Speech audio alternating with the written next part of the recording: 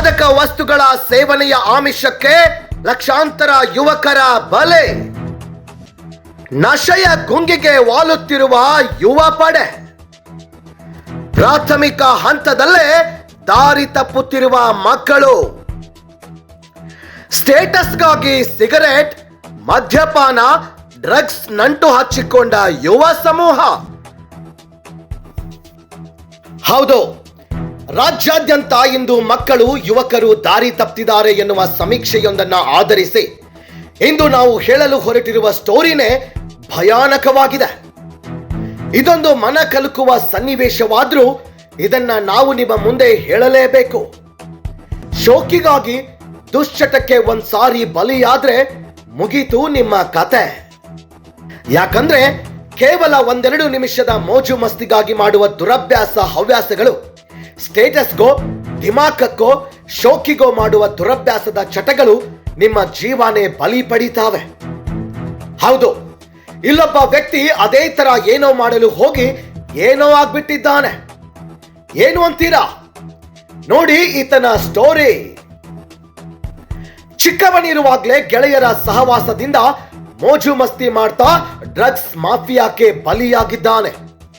ಅದೇನೋ ಮಜಾ ಬರ್ತಾ ಇದೆ ಅಂತ ಒಂದು ದಿನ ತಗೊಂಡವನು ಅದರ ದಾಸನಾಗೇ ಬಿಟ್ಟ.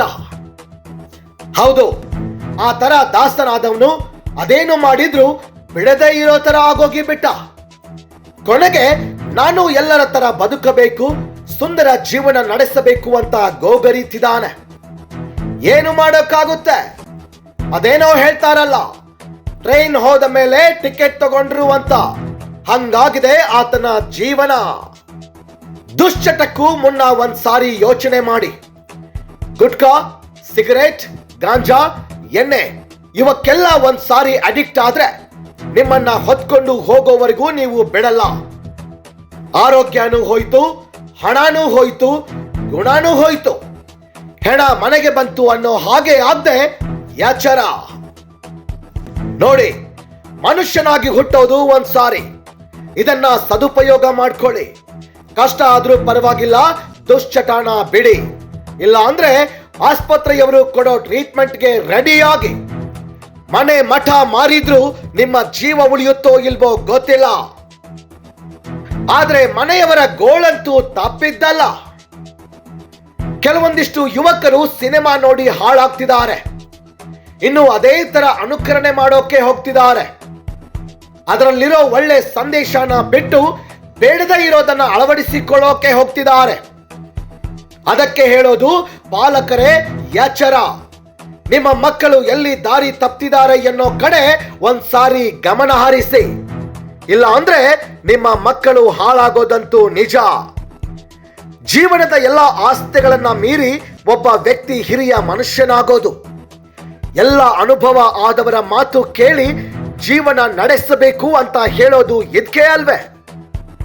ಮನುಷ್ಯ ಕ್ಷಣಿಕ ಸುಖಕ್ಕಾಗಿ ತನ್ನ ಸುಂದರ ಬದುಕನ್ನ ಹಾಳು ಮಾಡಿಕೊಳ್ಳದೆ ಜೀವನ ಕಟ್ಟಿಕೊಳ್ಳುವಲ್ಲಿ ಗಮನ ಹರಿಸಬೇಕು. ಪಾಲಕರೇ, ನಿಮ್ಮ ಮಕ್ಕಳ ಬಗ್ಗೆ ನೀವು ಸದಾ ಜಾಗೃತರಾಗಿರಬೇಕು. ಪ್ರತಿಯೊಬ್ಬ ಪಾಲಕರು ತಮ್ಮ ಮಕ್ಕಳ ಕಡೆಗೆ ಮೈಯೆಲ್ಲ ಕಣ್ಣಾಗಿರಬೇಕು. ಪ್ರತಿದಿನ ಅವರ ಹಾವ ಭಾವದ ಕಡೆಗೆ ಗಮನ ನೀಡಿ. ಈ ಸ್ವಚ್ಛಂದ ಸಮಾಜದಲ್ಲಿ ಗೌರವಯುತ ಜೀವನ ನಡೆಸಬೇಕು.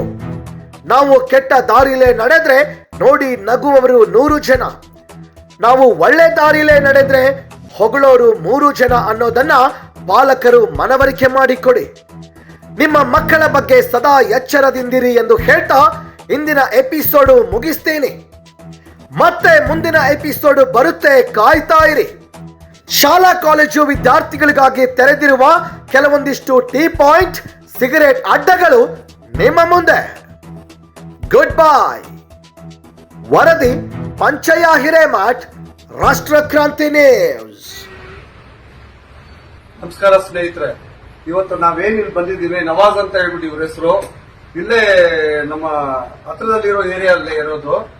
ಇದೇನ್ ನೀವು ಇವ್ರ ಕೈ ನೋಡ್ತಾ ಇದ್ದೀರಾ, ಈ ಕೈಯಲ್ಲಿ ಏನಾಗಿದೆ ಅಂದ್ರೆ ಈ ಡ್ರಗ್ಸ್ ತಗೊಳ್ಳೋದ್ರಿಂದ ಈ ಇಂಜೆಕ್ಷನ್ಸ್ ಸಿರಿಂಜ್ ಗಳನ್ನ ತಗೊಳ್ತಾರೆ ಗೊತ್ತಾ. ಮೆಡಿಕಲ್ ಅಲ್ಲಿ ಹೋಗಿ ಒಂದು ಟ್ಯಾಬ್ಲೆಟ್ ನ ತಗೊಂಡು ಅದನ್ನ ಬಿಸಿ ಮಾಡಿ ಅದನ್ನ ಒಂದು ಸಿರಿಂಜ್ ಆಗಿ ಮಾಡಿ ಅದನ್ನ ತಗೊಳ್ತಾರೆ. ಆ ನರದಲ್ಲಿ ಹೋಗೋ ಜಾಗದಲ್ಲಿ ಪಕ್ಕದಲ್ಲಿ ಮಾಂಸಕ್ಕೆ ಹೋಗಿ ನೋಡಿ ಇಷ್ಟೆಲ್ಲ ಎಫೆಡ್ ಆಗಿದೆ, ಮಾಂಸ ಎಲ್ಲ ಹೋಗಿ ಅಲ್ಲಿ ಒಳಗೆ ಮೂಳೆ ಕಾಣಿಸ್ತಾ ಇದೆ. ತಾವೆಲ್ಲ ನೋಡ್ಬೇಕು.